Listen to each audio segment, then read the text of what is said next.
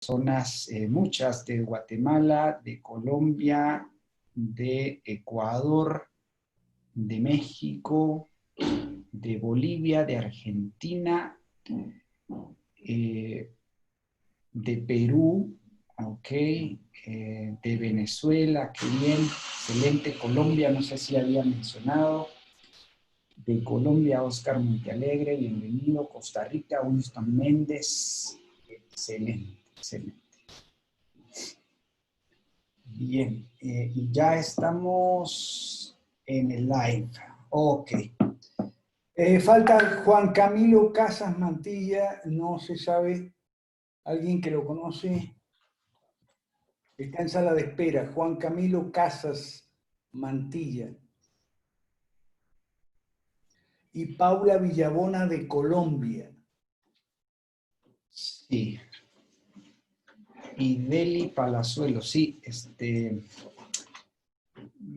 Si alguien puede mandar un mensaje al cuarto de espera, ¿no? A la sala de espera, preguntando de dónde es Ideli Palazuelos y si tiene alguna referencia, ¿no? ¿Los de Colombia conocen a Paula Villabona? Dice ser de Colombia. Ah, dice que sí, que la conozco a Paula Villabona. Ok, perfecto, ya entró. Ok, profe, si gusta le dejamos esa tarea, por favor, a alguien del equipo y nosotros comenzamos. Ya hay 49 personas en la sala y siendo las 18:11. Bienvenidos, amigos, una vez más a este conversatorio virtual 5 Reformas en Acción que como Foro Liberal de América Latina nos lanzamos como todos los miércoles en este horario. Compartimos con ustedes un par de horas, dos temas, como siempre, un tema, pues los dos temas, ¿no? De alguna manera nos invitan a desaprender estatismo y a aprender liberalismo clásico, pero fundamentalmente nos intentan inspirar la acción política, que eso es lo que, pues básicamente nos distingue de cualquier otro movimiento que de alguna manera pues empuja, ¿no?, estas ideas. Nosotros no solo enseñamos, sino también inspiramos la acción política. Si eso no ocurre, disculpen, pero nos estamos quedando a medio camino. ¿Ya? Esa no es la intención del Foro Liberal de América Latina, ni tampoco la de los movimientos y partidos políticos nacionales que estamos formando desde México hasta Chile y la Argentina. Así que, pues, esa reflexión inicial, como todos los miércoles, por favor, tenerla siempre presente. Y desde ya, pues, dándole la bienvenida a quienes nos sintonizan a través de Facebook Live, que supongo, bueno, ya son varios. Aquí en la sala virtual de Zoom habemos 51 personas, a quienes pues les damos también la más cordial de las bienvenidas. Muchísimas gracias por su preferencia. Sabemos que a estas horas hay muchos otros lives y webinars, pero ninguno como el nuestro. Realmente aquí, en principio porque decimos la verdad, y hoy va a haber una sobredosis de verdad, ¿ok? Hoy realmente, y a propósito, ¿no?, de lo sucedido ayer en Beirut, ante lo cual pues elevamos nuestras oraciones y pues los invitamos, los exhortamos a hacerlo igualmente, ¿no?, por ese terrible incidente que pasó en Líbano. Pero bueno, en alusión a esa explosión enorme, ¿no?, decimos que hoy pues vamos a detonar algunas verdades en este foro que esperamos pues puedan provocar cambios de mentalidad y aclaraciones que es necesario tener dentro de nuestro movimiento continental. ¿Okay? Estas aclaraciones y estos bombazos, digámoslo así, los va a lanzar el profesor Alberto Mansuetti, quien ya se ha preparado. Las últimas 24 horas ha estado, pues, bueno, bastante ocupado investigando y formándose una opinión, o más bien confirmando una opinión que hoy pues nos va a dejar caer cual bomba atómica, ¿no? Así que prepárense, por favor, porque el conversatorio va a estar muy, pero muy bueno. Los invitamos desde ya, desde este preciso momento, a compartir el live en sus redes sociales, porque pues esto va a estar muy bueno realmente, y les pedimos pues nos ayuden a superar esa meta de 70 veces compartido. La semana pasada alcanzamos los 65, por favor, ayúdennos a superar las 70 veces compartido este conversatorio durante estas 2 horas más o menos que vamos a pasar compartiendo con ustedes. Así que, bueno, disculpen que no me he presentado, Jorge David Chapas, soy presidente del Partido Familia de Guatemala y vicepresidente por este país ante el directorio del Foro Liberal de América Latina. Bien, profesor Alberto Mansuetti, muy buenas tardes, saludos hasta Querétaro, México. ¿Cómo se encuentra? Todo bien, gracias. Hay un problema aquí en el aula virtual con Randy Sperger, como siempre. Randy Sperger dice que no puede entrar. Ah, Juan Camilo es Santa, pero que ese es el problema, que se cambian los nombres y entonces uno ya no los conoce. Juan Camilo Casa es David Santa, imagínate. ¿Cómo voy a adivinar yo que Juan Camilo Casa es David Santa? No tengo forma de adivinar. Ok, profe, mire, yo le pediría que se olvide por ahora de la puerta, por favor. Ya nuestros amigos José Luis Tapia, Oswald Chamagua, Artemio Estrella tienen, Artemio Estrella, tienen ya el co-host. Por favor, olvídese de la puerta porque ya, quien llegó en punto, enhorabuena, ya estamos acá y bueno, será que ellos logren ayudarnos ahí. Profesor, hoy tenemos 2 temas en el menú.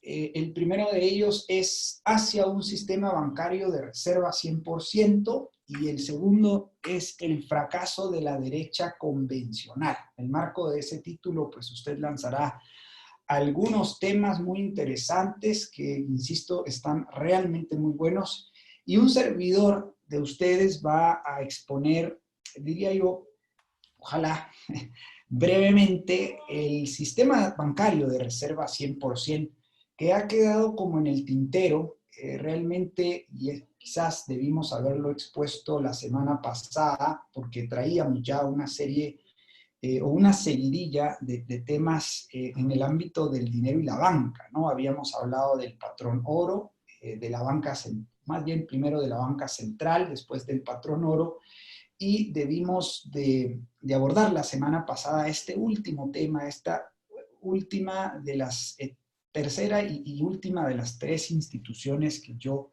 advierto hacen un gravísimo daño al ámbito privado de la economía y las finanzas en nuestros países. Y bueno, justamente yo la semana pasada escribí un artículo al respecto. Bueno, ustedes pueden buscarme en redes sociales.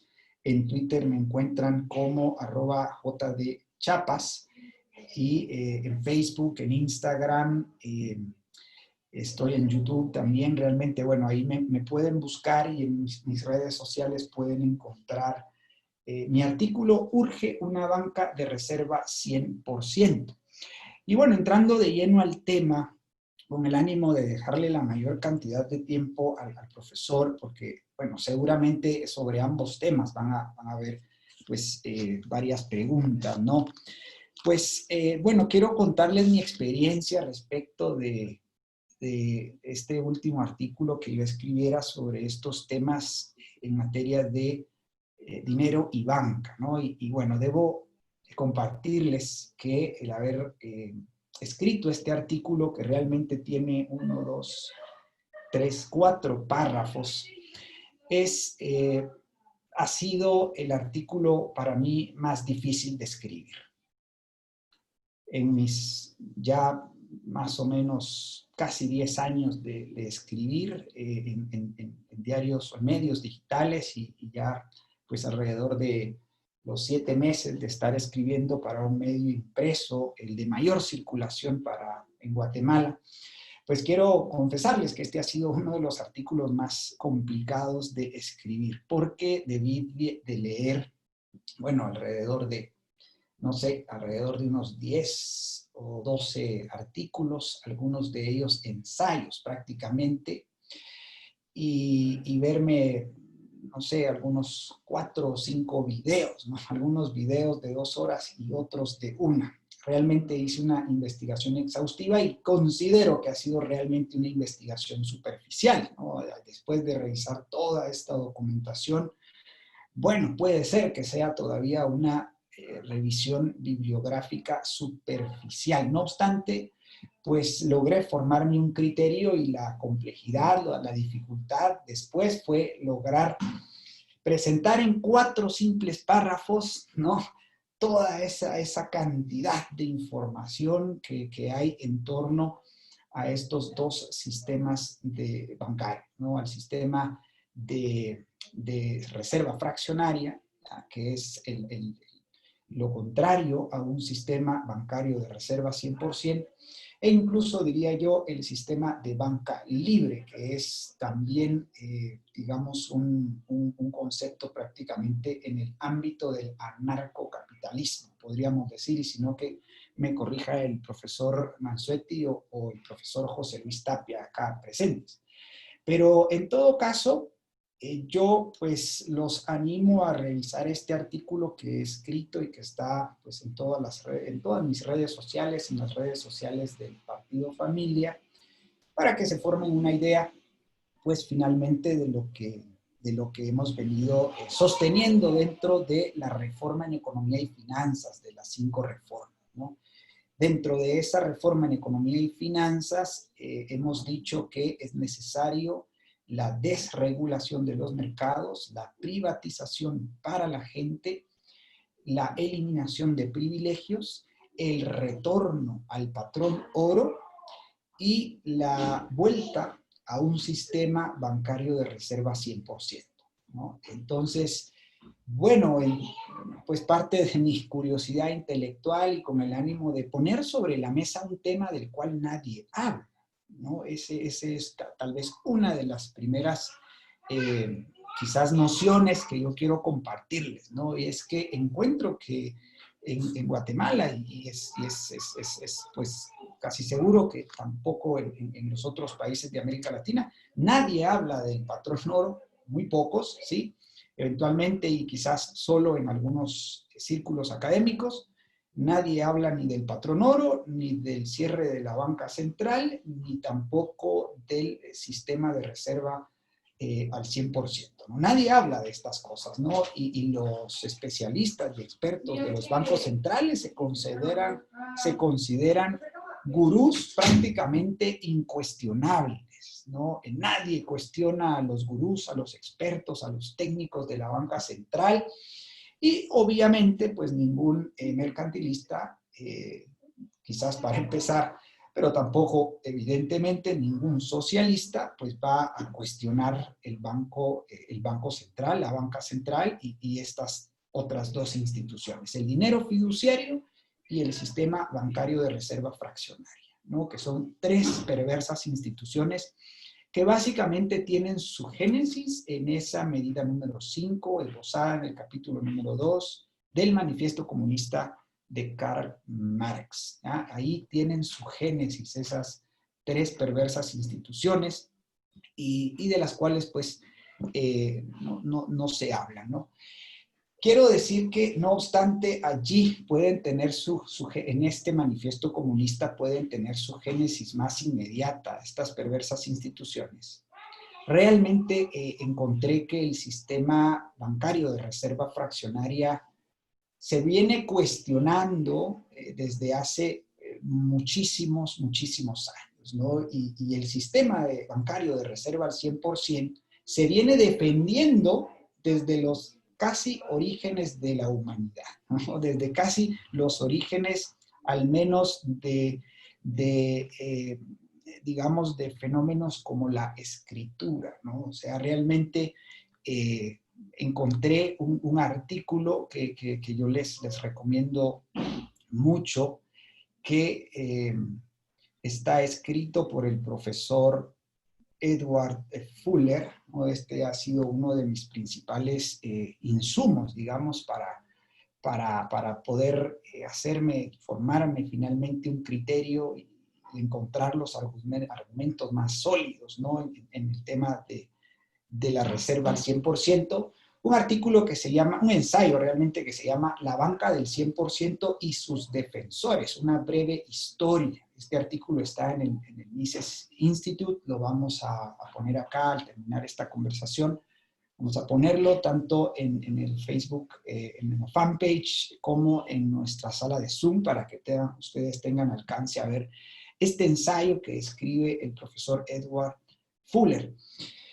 Y bueno, en él encontré que realmente la defensa del sistema bancario de reserva al 100% realmente se remonta, no sé, 3.300 años antes de Cristo, ¿no? O sea, realmente es impresionante. Desde entonces, en la antigua Mesopotamia, cuando justamente se empezaba a inventar, a desarrollar la escritura, pues bueno, ya justamente en esos primeros escritos se utilizaban para registrar la titularidad de la propiedad, incluyendo la propiedad del depósito.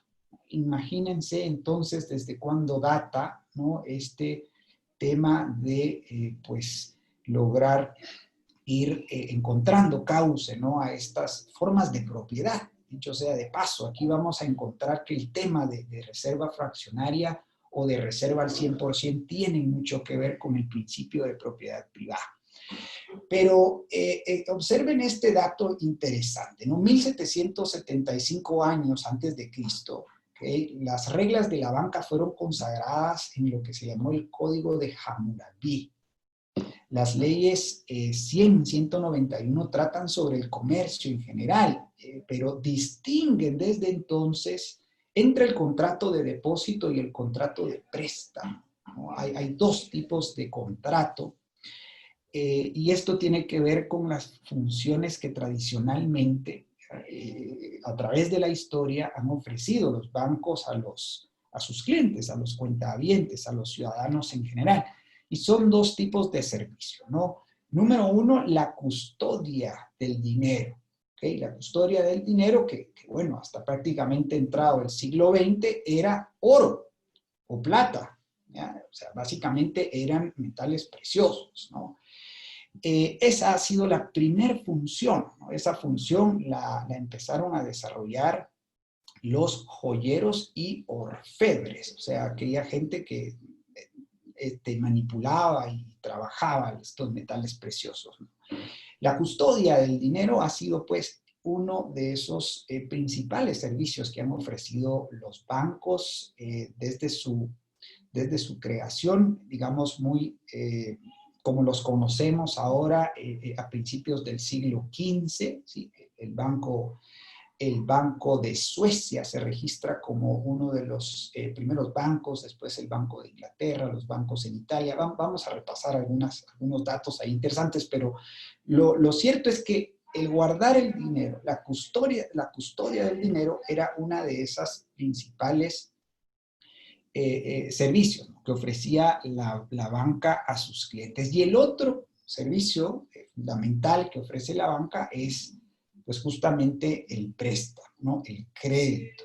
¿Okay? Y entonces, como dice el doctor Ron Paul en su libro End the Fed, el problema empieza cuando se mezclan esas dos instituciones, ¿no? Cuando se mezclan esos dos servicios, ¿no? Cuando se considera que el depósito y la custodia de ese, digamos, el dinero que llevaba la gente para que fuese custodiado puede ser igualmente prestado, ¿sí?, para proyectos de inversión, ¿no? Cuando se mezclan esos dos servicios comienza, pues, este descalabro económico y financiero que obviamente ha sido, pues, tal vez fogoneado, y no solo fogoneado, sino pensado, digamos, en mentes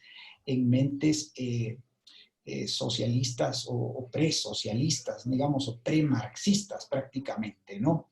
Eso tal vez nos lo confirma el profesor Mansuetti, pero lo cierto es que, bueno, es interesante encontrar, por ejemplo, en este código, ¿no? Textos como el siguiente, en este código de Hammurabi. Si un hombre almacena su grano en un depósito de granos en la casa de un hombre y ocurre una disminución en el depósito de granos, o el dueño de la casa abre el lugar de almacenamiento y toma el grano o niega totalmente que el grano estaba almacenado en su casa, el dueño del grano afirmará su grano ante el Dios.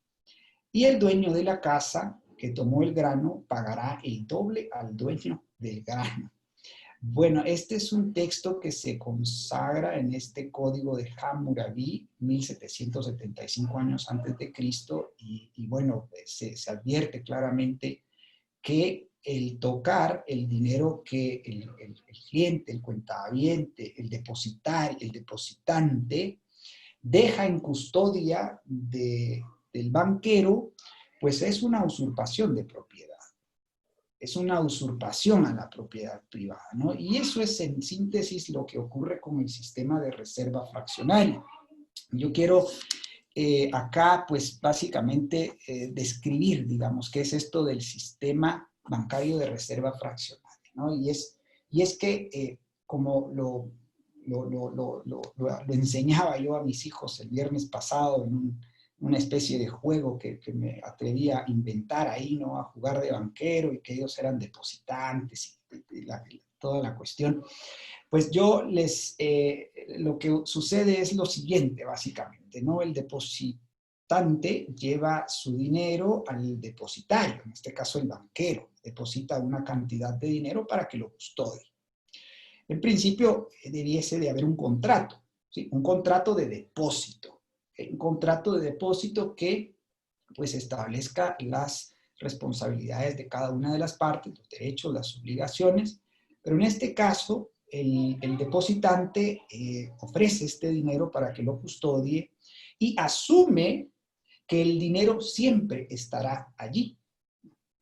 El depositante asume que el dinero siempre estará en la bóveda y que siempre lo va a disponer, ¿no? O que siempre, en cualquier momento, puede disponer de él. No obstante, el sistema de reserva fraccionaria permite que legalmente, los bancos tengan el privilegio de poder dar en préstamo una buena cantidad del dinero que supuestamente debiese de estar custodiado o en resguardo. Para el caso de Guatemala, por ejemplo, el encaje legal, que es el término técnico que representa el valor que el banco debe de retener, de guardar en sus bóvedas, es del 14%. Eso quiere decir que de cada 100 quetzales, digamos, la moneda nacional, pues el banco debe retener, guardar o custodiar 14, y con los restantes 86 puede hacer prácticamente lo que quiera, ¿no? Y pues básicamente lo que quiera, es decir, sacarlo como circulante al mercado, ¿sí? Darlo, ponerlo en circulación en el mercado, es en principio para, digamos, vía créditos, pero también pues vía otros instrumentos financieros hoy tan de moda, ¿no? Las tarjetas de crédito, extrafinanciamientos, etcétera, etcétera. Y bueno, lo que hace esto es crear lo que Ludwig von Mises llama medios fiduciarios. No dinero fiduciario, sino medios fiduciarios, ¿no? Y este medio fiduciario sale a circular al mercado y lanza la señal a los productores de que hay una masa, un incremento en la masa monetaria, que hay circulante en la economía, y eso, digamos, invita o lanza a los productores a que eleven sus precios, ¿no? Y por eso decimos que el incremento en la masa monetaria, que es básicamente la inflación, pues hace que se incremente el nivel general de precios. Ese es uno de los primeros efectos dañinos que provoca el sistema bancario de reserva fraccionaria, ¿no? Eso es básicamente el haber mezclado un contrato de depósito con un contrato de préstamo, ¿ya? O un contrato de ahorro, que es básicamente para quien llega a ahorrar al banco, pues es un contrato de ahorro, y para quien llega a prestar es un contrato de préstamo. En esencia, lo que se tiene en ahorro es lo que en principio debiese de estar disponible para prestar, porque el ahorrista sabe que a una tasa de crédito, a una tasa de interés activa, en este caso, ¿no?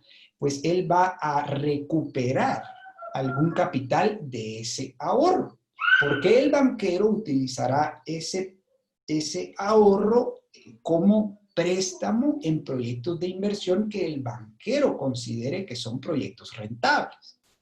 Y al prestamista, ¿sí? Al prestamista le pedirá una tasa, o le cobrará más bien una tasa de interés pasiva, en este caso, basada en la rentabilidad del proyecto.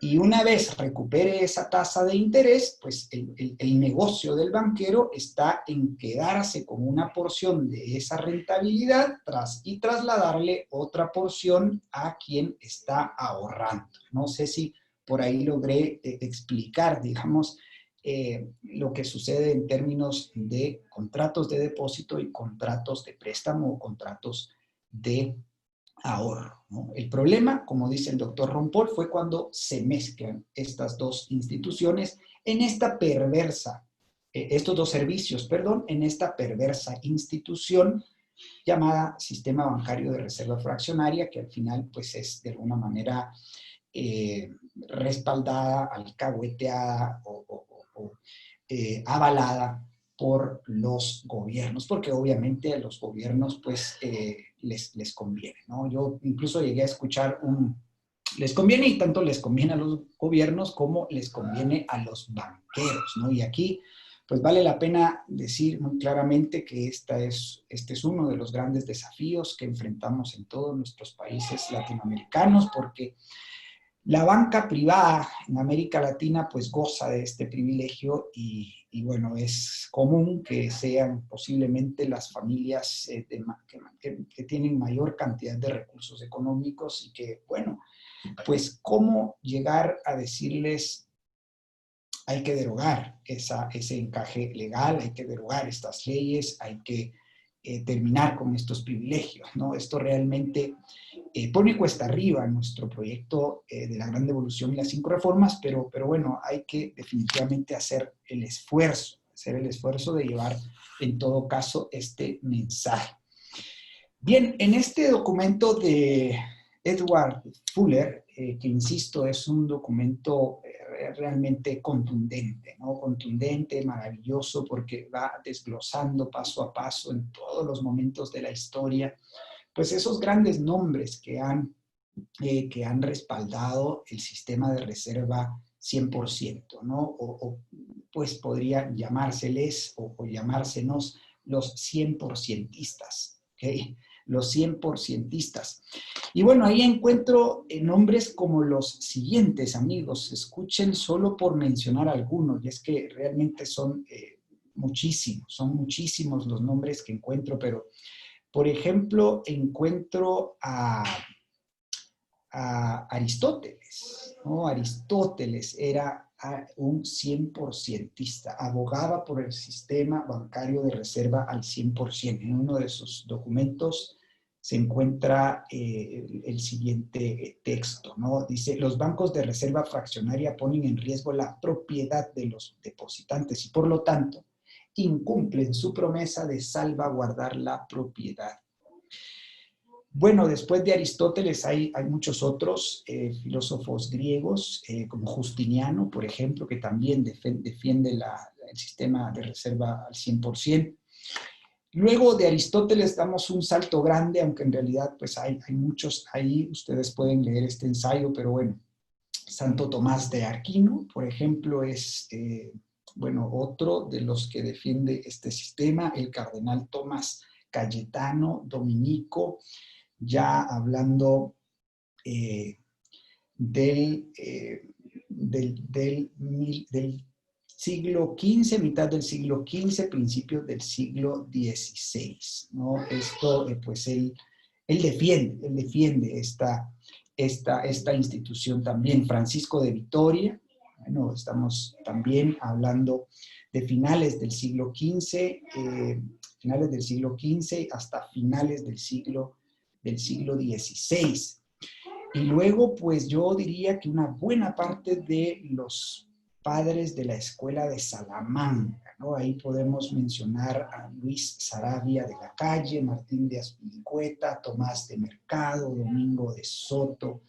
Bueno, todos ellos defendieron en mayor o menor medida, defendieron el sistema de reserva al 100%, o como en el caso de Domingo de Soto, quienes mostraban, digamos, cierta inclinación al sistema de reserva fraccionaria, reconocían de todas maneras que el sistema ideal era el sistema de reserva al 100%. Es en estos momentos cuando se fundan los primeros bancos. En 1408 se funda el Banco de Génova y se funda con un sistema bancario de reserva al 100%, ¿no? En 1587 también se funda el Banco de Venecia. Cabe decir que los primeros bancos se fundan en Italia, auspiciados o promovidos por los lombardos, y bueno, van fundándose los bancos. El Banco de Ámsterdam, por ejemplo, que es, bueno, un banco también basado en un sistema de reserva al 100%, fue establecido en 1609, fíjense, y hasta 1770 funcionó bajo un sistema de reserva fraccionaria, bajo un sistema de reserva al 100%. Y de ahí se fueron estableciendo bancos parecidos en Middelburg, Hamburgo, Delft y Nuremberg, prácticamente en Alemania, y se fueron extendiendo los bancos por estas regiones de Europa. Bueno, después podemos ya encontrar economistas más contemporáneos como David Hume en 1771, ya estamos, pues, 1711, perdón, hasta finales de ese siglo XVIII. David Hume, pues, fue uno de los más grandes teóricos monetarios de la historia, de la ciencia económica, y él también respaldaba el sistema de reserva al 100%, ¿no? Después, bueno, encontramos a Joseph Harris, por ejemplo, maestro de la fábrica de la moneda, máxima autoridad de Inglaterra en materia monetaria, también defendió el sistema de reserva al 100%. Ya en el siglo XIX encontramos a los economistas franceses Destutt de Tracy y Jean-Baptiste Say, quienes también refrendaron el sistema de reserva al 100%, ¿no?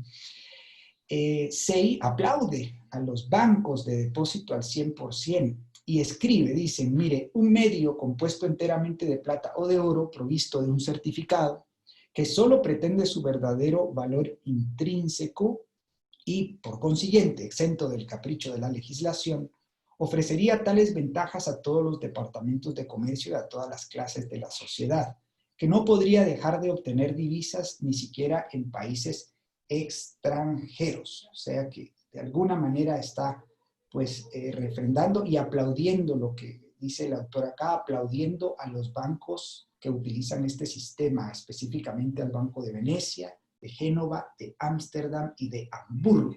En este escrito él aplaude a estos bancos que utilizan este sistema. Bien, pero no han sido solamente académicos los que han, o filósofos o economistas, los que han aplaudido y defendido el sistema bancario. Hay políticos también. Bueno, ahí está uno de los padres fundadores que nosotros tanto reconocemos y admiramos, Thomas Jefferson, pero también John Adams. Ellos también, en sus escritos, también defienden el sistema de reserva fraccionaria. Bueno, David Ricardo, ya pues terminando el siglo XVIII, comenzando el siglo XIX, también defendió el sistema de reserva al 100%. Y luego de él, pues es interesante cómo surge en Inglaterra lo que se llamó la Escuela de Divisas. ¿Ah? Era un grupo de economistas y políticos ingleses, ¿ah?, que defendían el 100% de la banca de reserva en la forma del principio de divisa, ¿no? Y bueno, se basaban mucho en los trabajos de David Ricardo, ¿no? Y ahí pues hay una gran cantidad de nombres, 1, 2, 3, 4, 5, 6, al menos 6 economistas teóricos que siempre han defendido el sistema de reserva al 100%.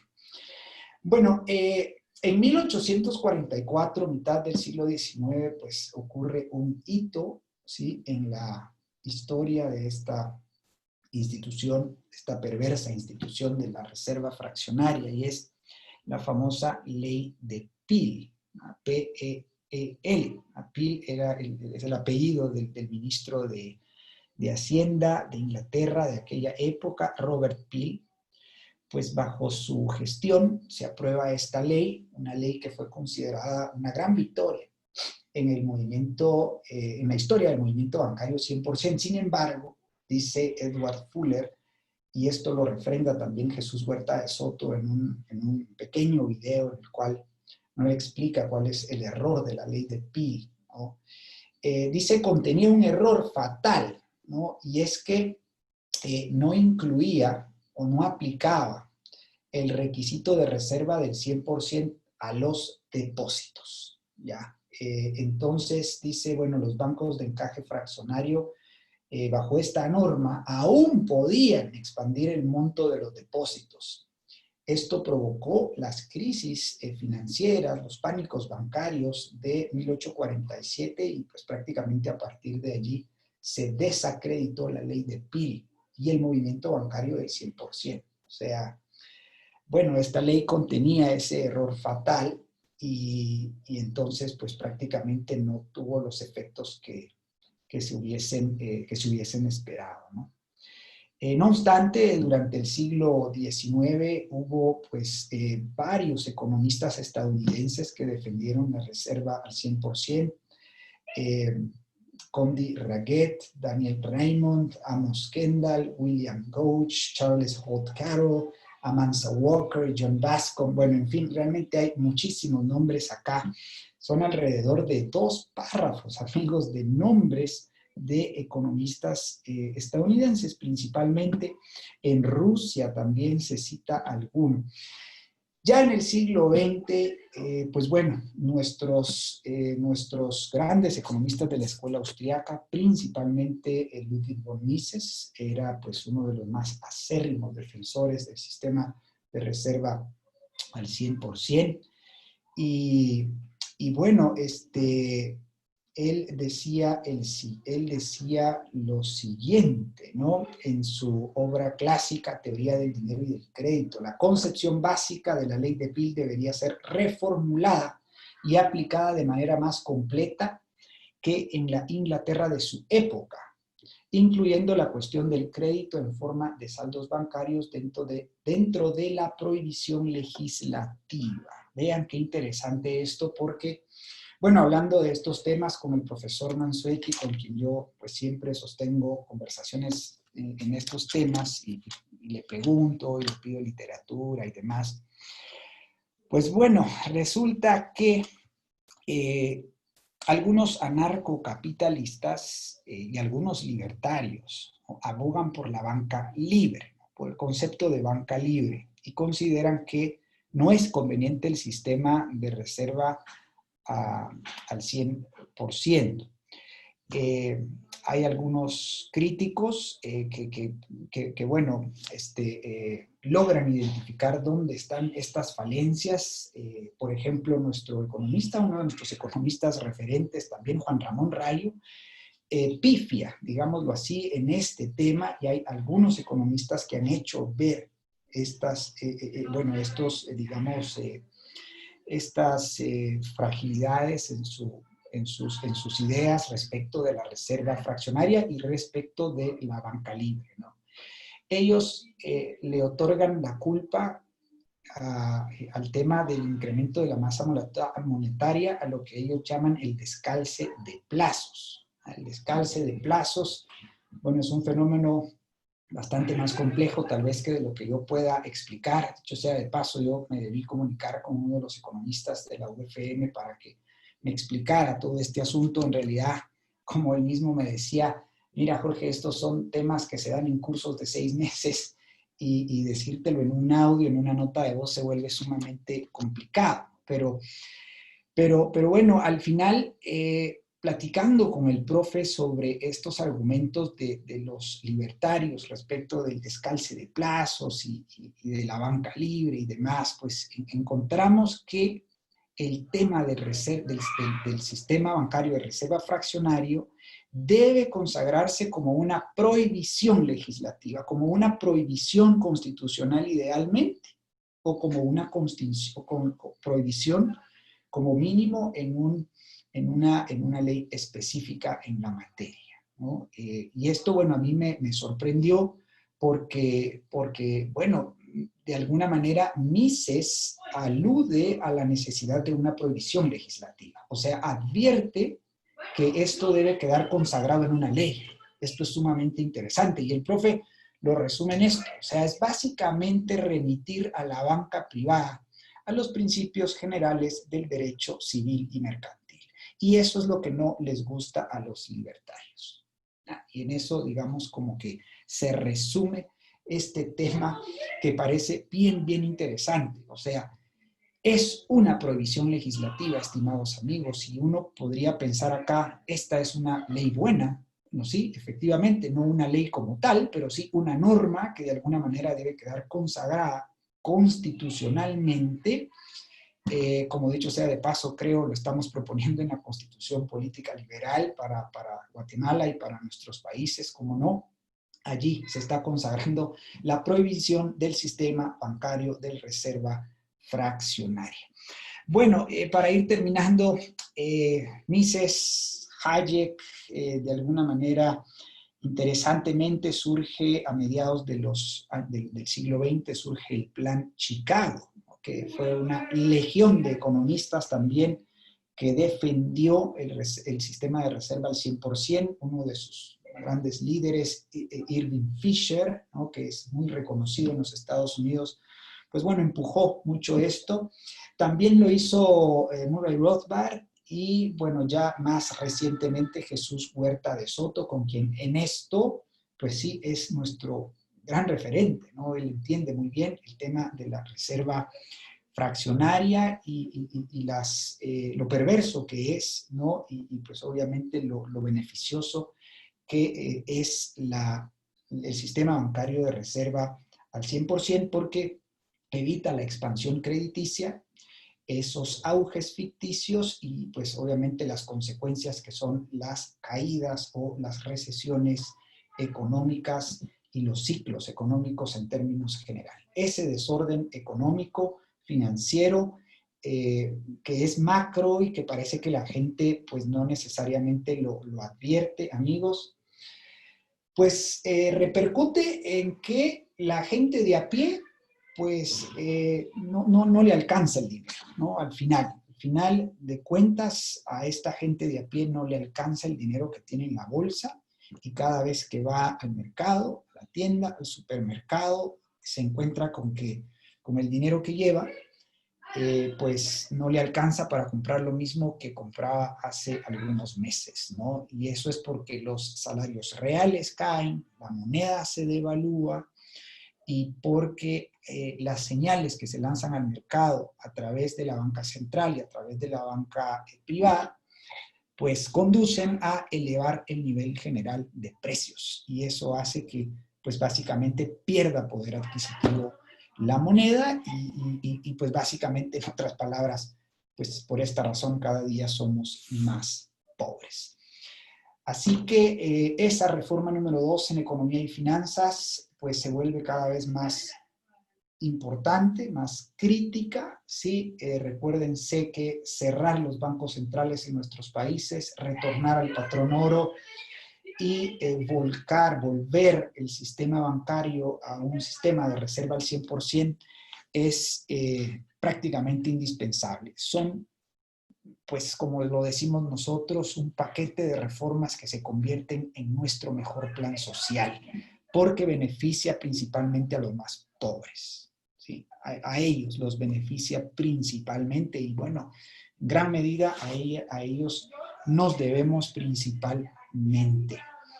Con esto termino. Disculpen si me extendí un poco nuevamente, son temas tan apasionantes, pero bueno, me quedo con esto. Ya les pongo por acá el link y quedo atento a sus comentarios, preguntas y bueno, objeciones si las hay, desde luego. Muchas gracias. Jorge, hay en el chat, yo he estado viendo el chat, ¿no? Hay algunas preguntas que te pediría que me las dejes responder a mí, porque empatan con mi tema que voy a tratar ahora, ¿ok? David Santa pregunta cómo responder a la crítica de Rayo a la reserva 100%, según él es muy costosa, etc. Bueno, los perdón, costos, sí. los costos no los va a pagar él, los costos los van a pagar los bancos. ¿Okay? El tema es el siguiente, David Santa. Rayo es anarquista, nosotros no somos anarquistas. ¿Okay? Yo, en la parte que me toque hoy, voy a hablar de un autor que yo admiro mucho, un premio Nobel que se llama Douglas North. Douglas North es la vacuna contra el anarquismo. ¿Ok?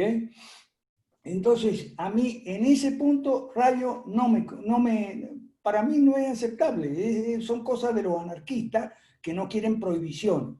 Bueno, lo siento mucho. La civilización es un conjunto de prohibición. Jorge, hay una interesantísima acotación de este chico de Argentina, Alfredo Kimbau, que dice lo siguiente. En las últimas semanas, lo voy a citar, está aquí en el chat, estuve teniendo vínculo con gente de China, entre 30 y 35 años, y me sorprendió muchísimo lo informados que están en finanzas personales. Me reprochan que invertí solamente en inmuebles y no me diversifiqué. Ellos invierten en acciones, oro y monedas virtuales. Lo tienen muy claro. Se los enseñan en este momento. Y están ganando muchísimo dinero. Nunca vi en otro país, incluso gente de origen oriental, tener tanto conocimiento en finanzas de forma tan masiva. Bueno, Alfredo Kimbau y todos los amigos, es que China del Sur es más capitalista que Estados Unidos. Y me alegra mucho que aquí en el chat Randy Sperger ha estado poniendo justamente que el patrón dólar, o sea, la moneda fiduciaria, acompañada de la reserva fraccionaria, es una mafia financiera, es un negocio fraudulento, es altamente inmoral, ¿ok? Y si a eso le sumamos la cantidad de impuestos y regulaciones que hay en una economía como en Estados Unidos, vamos a terminar de entender o empezar a entender tal vez que China del Sur tiene menos regulaciones, menos impuestos, menos controles de los ministerios y tal, que una economía como la de Estados Unidos. Por eso la economía de Estados Unidos va para abajo y la de China va para arriba. Pero el problema de América Latina es que tenemos una derecha mala y una derecha de los influencers que en conjunto forman la derecha convencional, que es altamente trompuda, o sea, partidaria de Trump, y cree que, sí, Trump es lo máximo y China es el enemigo y Trump es el mal menor y si se va Trump vienen los demócratas. Si se va Trump, vienen los demócratas, sí. ¿Y a mí qué? A mí me importa un comino que vengan los demócratas. porque los demócratas no van a hacer en Estados Unidos ninguna de las reformas que son necesarias y Donald Trump tampoco las hizo. Entonces vamos a pasar de las no reformas republicanas a las no reformas demócratas. Entonces a mí me importa un comino que ganen los demócratas. Me importa un pito que Donald Trump pierda. Me importa un pito que gane también. Es que es lo mismo, no van contra el sistema. Y eso que a Donald Trump le advirtió muy bien Ron Paul en un artículo que se llama usted tiene que hacer reformas de fondo porque si no el Estado profundo se lo va a comer. Ahora, ¿qué pasa en América Latina? Que en América Latina nos encanta a nosotros el verbo, pero no me refiero al verbo encarnado, ¿ok? El verbo del capítulo 1 de San Juan, sino el lengüeteo. Y el señor Donald Trump es un campeón del lengüeteo y por eso tiene a la derecha convencional arrimada, aquí engañada en América Latina y no le deja ver el mundo. Yo me alegro mucho de que Alfredo Kimball esté viendo dónde está el capitalismo ahora, está en China del Sur. Bueno, Jorge, perdón, termina tu cosa. No, bueno, con respecto a Rayo, ¿no? Bueno, es que a mí realmente me pareció muy iluminador y contundente un ensayo como el de Edward Fuller, ya lo acabo de compartir, porque Rayo puede decir misa en este punto, ¿no? Pero hay cientos de pensadores, politólogos, economistas, filósofos que han pues respaldado este sistema bancario de reserva fraccionaria y esto confirma, amigos, que no estamos inventando el agua azucarada, realmente estamos back to basics, ¿no? Estamos volviendo a como pues era antes y eso funcionaba y funcionó bien por muchísimos años y hoy por hoy pues sus detractores tal vez no tienen una visión completa de la historia, quizás, ¿no? Pero bueno, yo no soy un economista como para decir dónde se equivoca Rayo, pero sí te lo puede decir alguien como Philip Bagus. Philip Bagus es holandés de nacionalidad, es alguien que debatió con Rayo al respecto. Y por ahí hay un chico argentino que se atrevió a hacer un video diciendo, bueno, donde se equivoca Rayo es aquí, ¿no? Y lanza el bombazo ahí. Bueno, yo con mucho gusto se los comparto. Me pueden buscar en redes sociales. Yo con mucho gusto les puedo mandar toda la información. Estudiamos este tema con el profe la semana pasada y bueno, varios videos y constatamos mucho. Perdón. El chico argentino creo que es Javier o Carrino, uno de los dos. No, Javier no es. Carrino, Iván Carrino entonces. Él dice una cosa, si no me equivoco, muy cierta. Jorge acaba de decir que el sistema funcionó y funcionó bien. Ahora, este chico argentino dice que funcionar bien un sistema no significa perfecto. Significa que sí hubo fallas, hubo corridas y hubo quiebras bancarias. Es decir, hubo costos. Ahora, la pregunta es, ¿quién pagó los costos? ¿El contribuyente? ¿El consumidor de producto financiero? No, lo pagaron los banqueros irresponsables, los inversionistas irresponsables, imprudentes, y los depositantes y tomadores de préstamos imprudentes e irresponsables. Es decir, el sistema es bueno no porque no tenga de vez en cuando accidentes y haya costos, porque el asunto es quién los paga. En un sistema mafioso como el actual, los costos los pagamos todos nosotros, sea como contribuyentes, sea como consumidores, usuarios de productos financieros o depositantes o cuentahabientes en los bancos. En cambio, el sistema es más justo y más moral, el de la reserva total, entre otras razones, porque los costos no se trasladan a la gente que no tiene ninguna responsabilidad ni apostó como en una timba financiera, como dicen en Argentina. ¿Ok? Entonces, en eso, Rayo, que me disculpe, pero ahí están todos los anarquistas con sus cuestionamientos. A mí los cuestionamientos de los anarquistas me entran por aquí y me salen por aquí. Sí, es un caso, este es un caso típico de socializar las pérdidas y privatizar las ganancias, ¿no? Ok, John Muñoz tiene la mano levantada. John Muñoz, Y adelante, y también Marcelo Pereira, creo que por ahí está si pueden levantando. ser breves, por favor, porque hoy sí quiero mi espacio entero, porque hoy tengo mucho que decir. Ok, ya vamos, profe, 2 minutos. A ver, John Muñoz, ya te dimos micrófono desde Buenas Ecuador. noches, buenas noches, Jorge, te felicito, una buena exposición. Te quiero hacer 4 preguntas rápidas. Uy, La ausencia del Banco Central hace que no se manifieste las tasas de interés. ¿Perdón? ¿Cómo? La ausencia del Banco Central hace que no se manifiesten las tasas de interés. No, John, las tasas de interés sin un banco central son de mercado. No es como ahora que las tasas de interés las fija por decreto el gobierno a través del Banco Central y el Ministerio de Hacienda y el concubinato ese que tiene. Así de Ya. simple.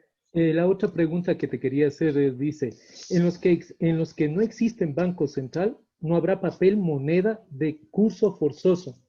¿A qué me refiero? Que en cierta manera el Banco Central es el último prestamista, ¿ya? Es el último, y no hay tampoco un seguro de depósitos cuando no existe un Banco Central. Esto nos está obligando a que los bancos privados actúen con mayor responsabilidad. Pero el respaldo que estos países acogen es del oro. El caso de Panamá, ¿cuál es al que se acoge? Porque Panamá desde 1970 no tiene banco central. El dólar, Sí, pero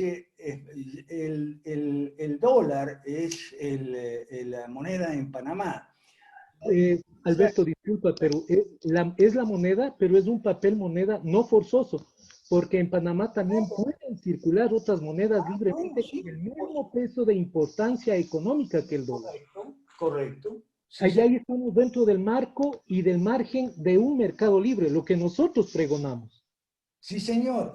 Por eso, Entonces, me respeto. ahora, yo por lo menos siempre me he ocupado en decir que nos gusta la dolarización espontánea más que la dolarización forzosa, o sea, decretada por el gobierno. Por eso justamente que señala Joan Muñoz que es correcto. Perdón, Jorge. Sí, Alberto, una pregunta y Jorge también, con esto termino.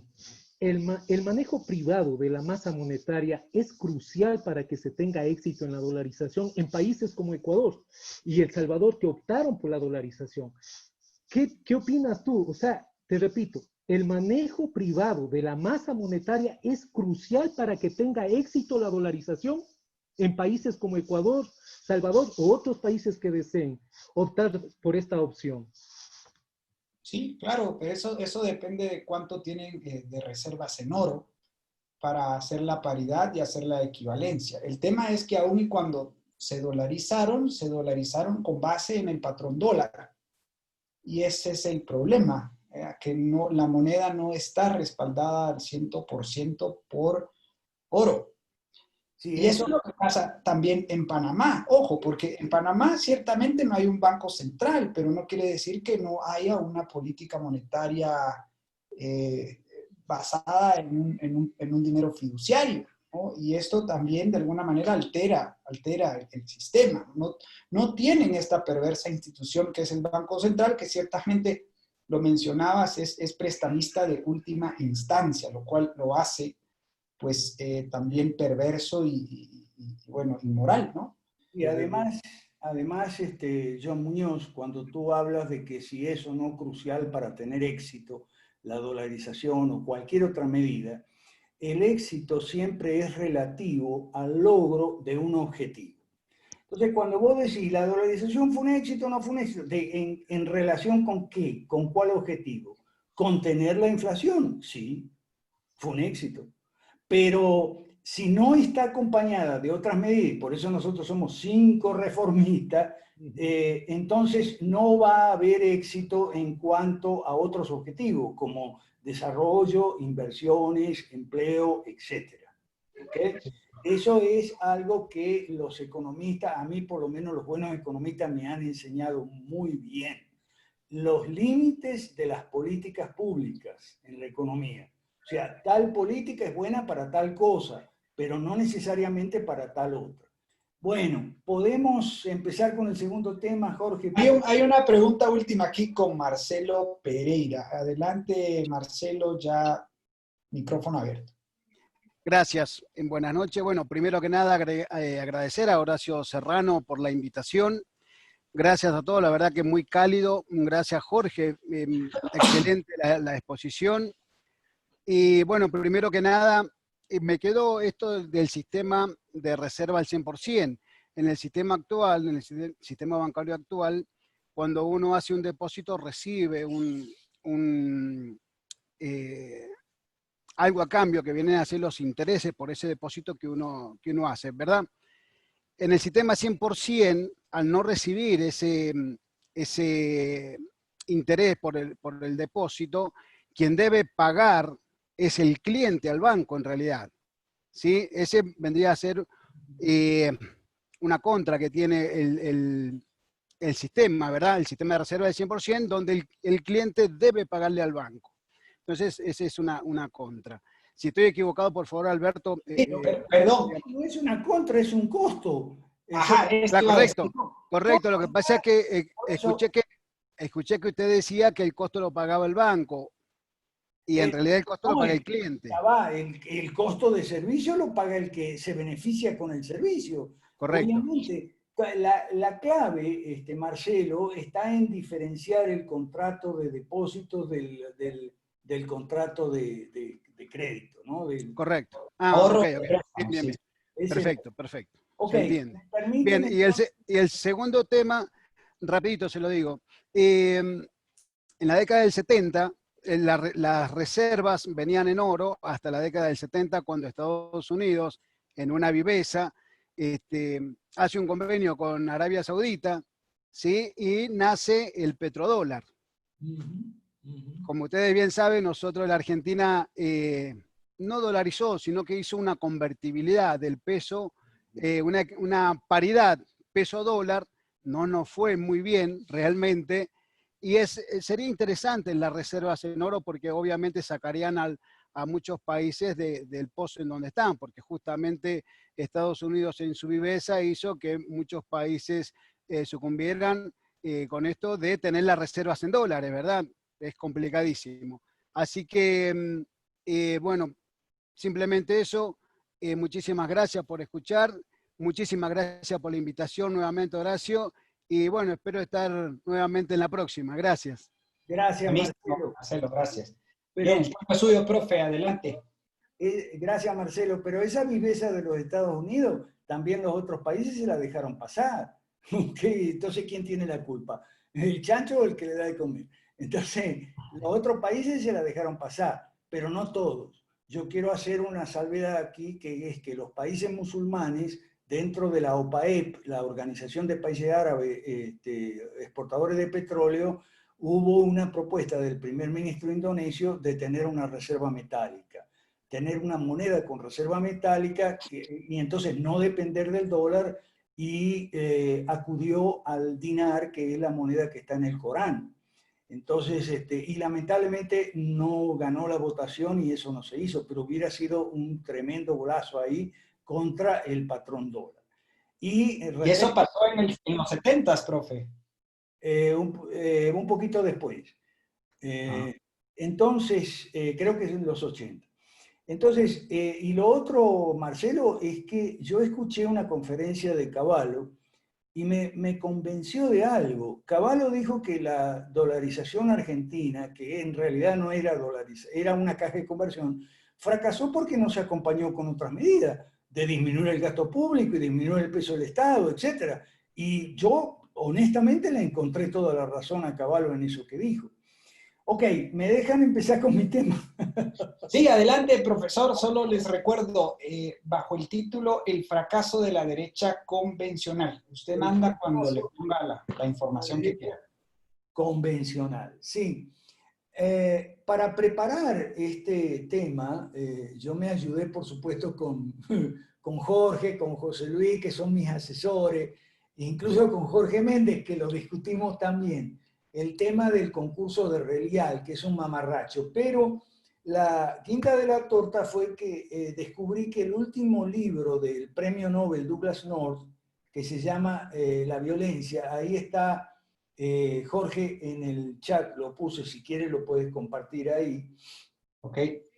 Que se llama, que es sobre la violencia.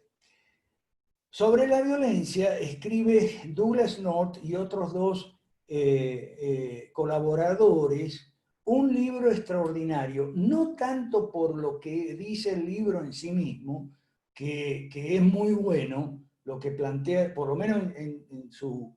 Ajá, ahí está, A la sombra de la violencia, política, economía y los problemas del desarrollo.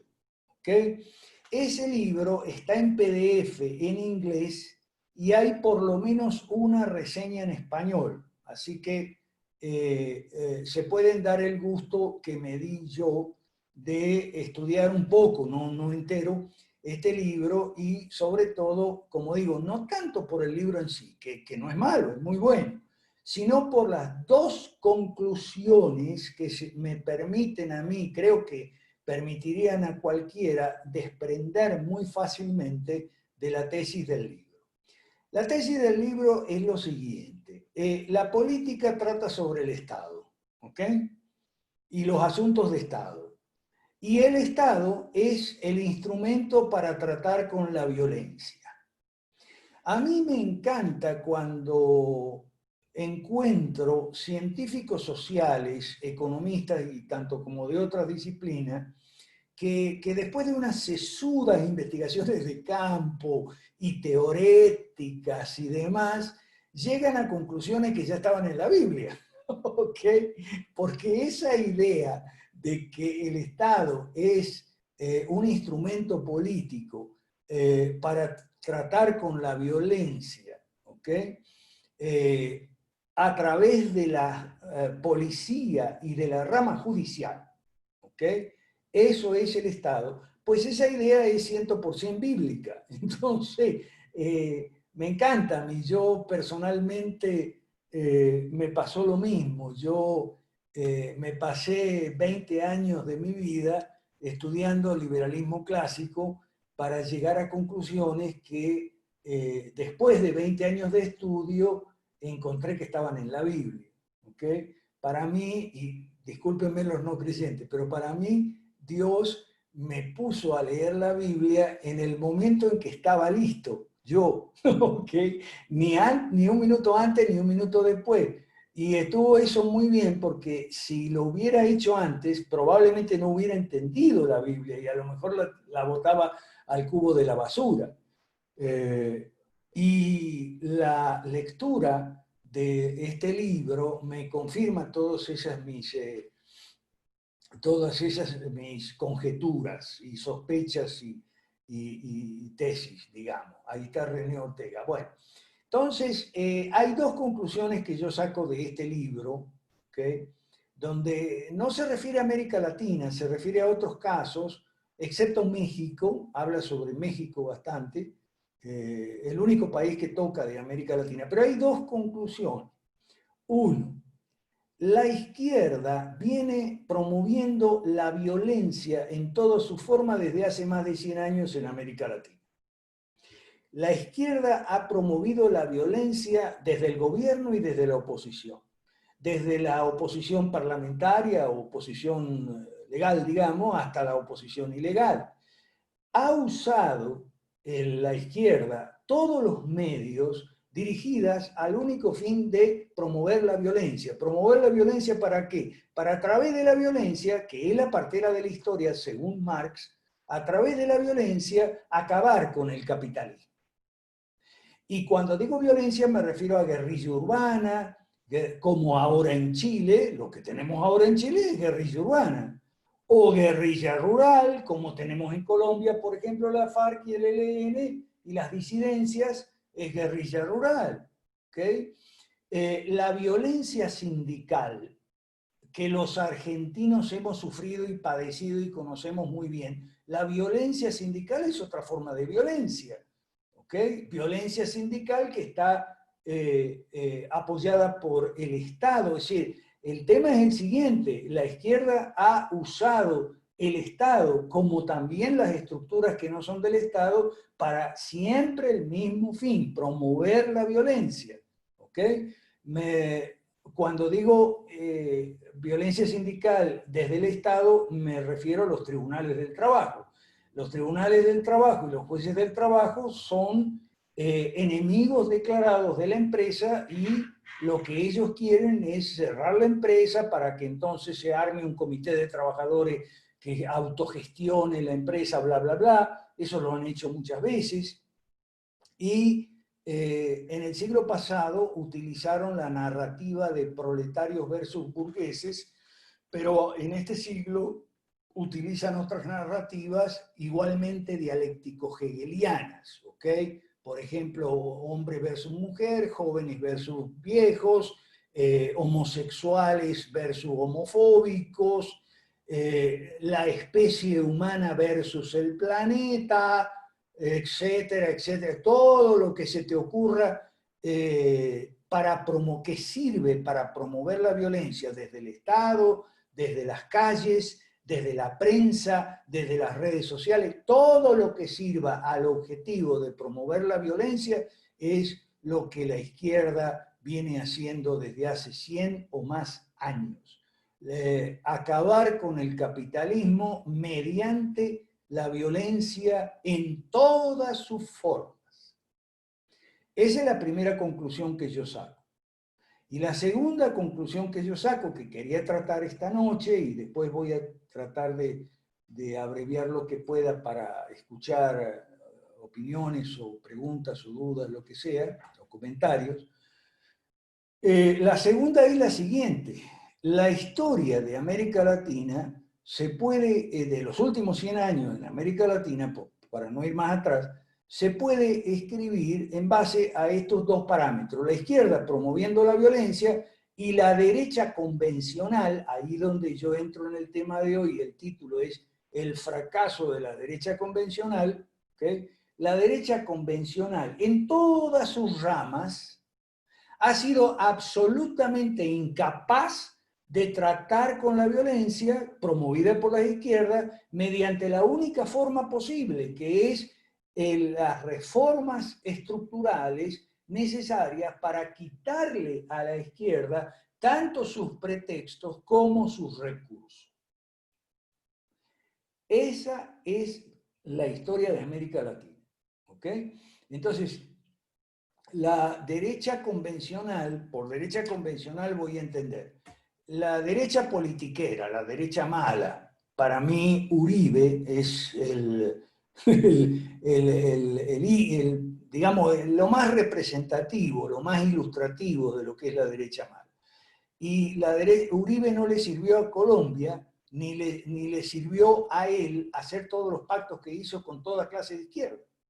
Porque Uribe fue presidente 8 años, de 2002 creo hasta 2010 o algo así, y todavía quería hacer un tercer periodo también. Fue 2 periodos, 8 años, y no hizo ni una sola reforma de fondo. Nada hizo de reforma de fondo, ¿ok? Bueno, sí, lanzó al ejército con las manos un poco atadas y lanzó a los paramilitares, pero tirando la piedra y escondiendo la mano, y entonces le infringió duros golpes a la guerrilla, pero nada más. ¿Ok? Por eso es lo que yo digo de que toda la derecha convencional es reaccionaria, porque se limita a reaccionar ante la violencia de la izquierda, pero ni una sola reforma capaz de quitarle, como digo, a las izquierdas dos cosas muy importantes que tiene en su mano, los pretextos y los recursos. Y cuando digo los recursos, o sea, por ejemplo, se crean más ministerios, continuamente se crean ministerios o a veces se les rebaja de categoría de ministerio a secretaría y tal, pero es lo mismo, siempre cada vez más oficinas públicas, más asesores, empleados, jefes de departamento y vicejefes de departamento. ¿Y quién ocupa todos esos puestos? Aun cuando el gobierno sea de la derecha mala, esos puestos son ocupados por activistas de izquierda. ¿Ok? Y yo lo he visto en 3 oportunidades que me tocó a mí. Hoy lo conversábamos con Fisetti, no sé si está todavía Fisetti por ahí. En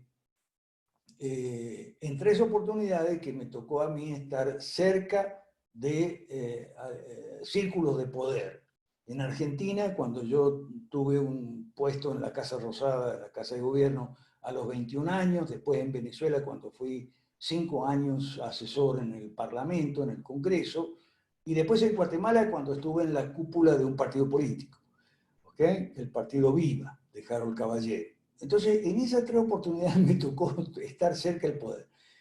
¿Okay? Y poder ver con mis ojos y escuchar con mis oídos. ¿Okay?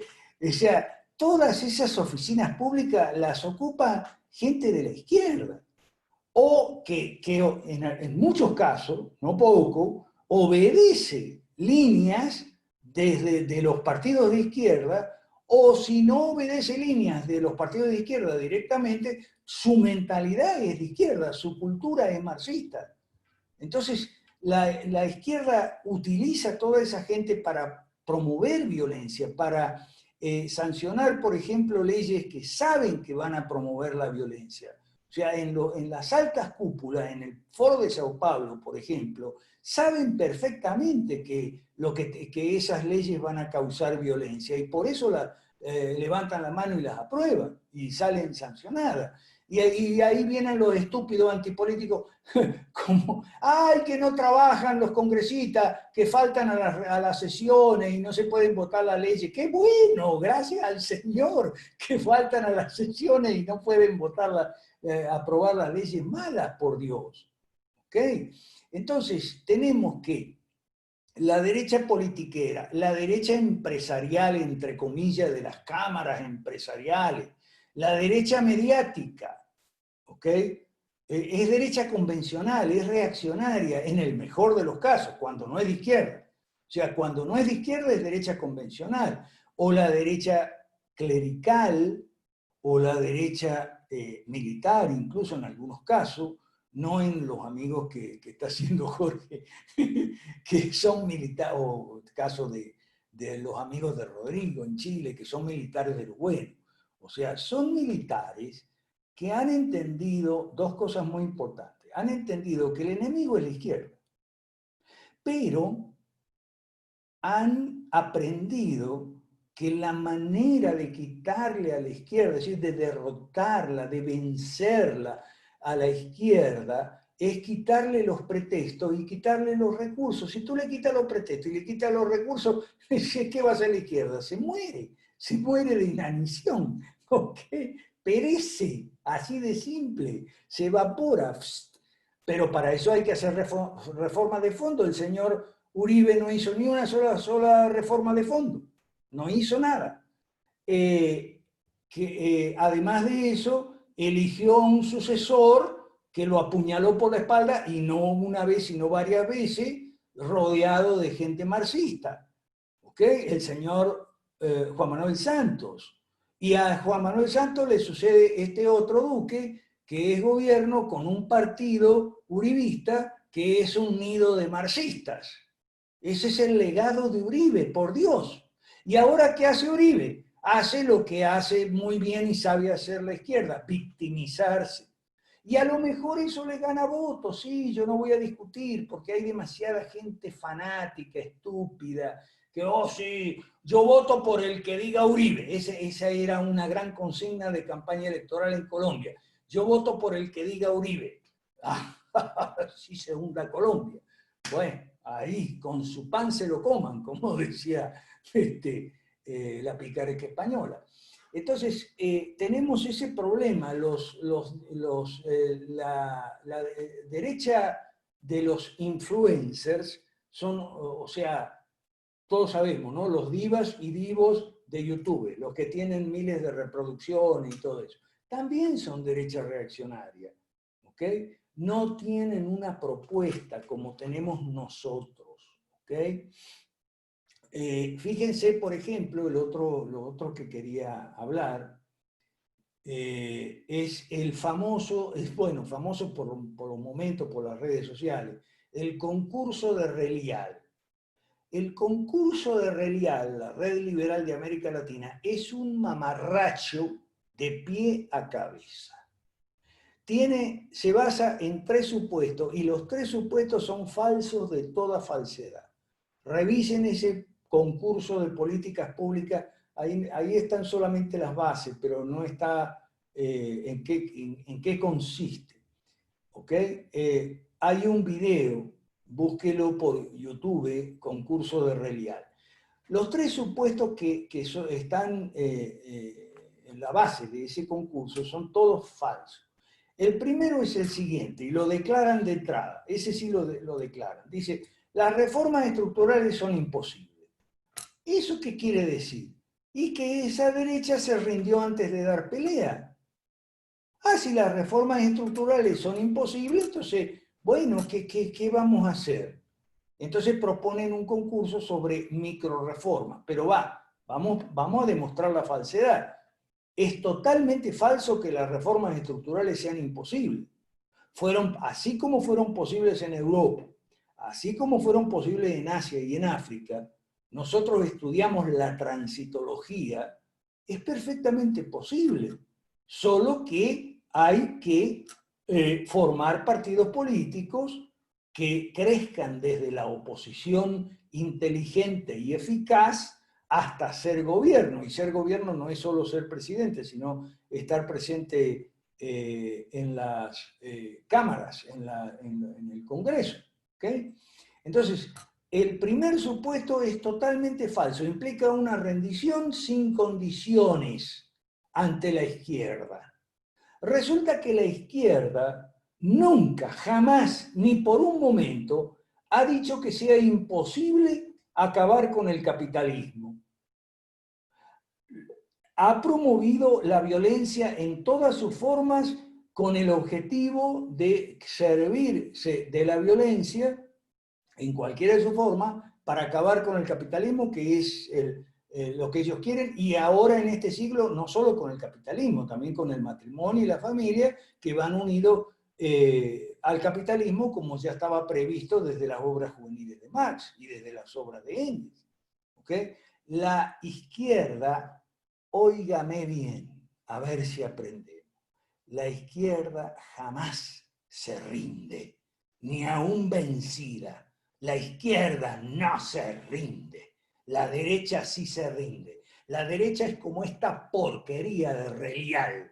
Ah, no, las reformas estructurales son imposibles. Ajá, ¿en qué consiste el concurso entonces?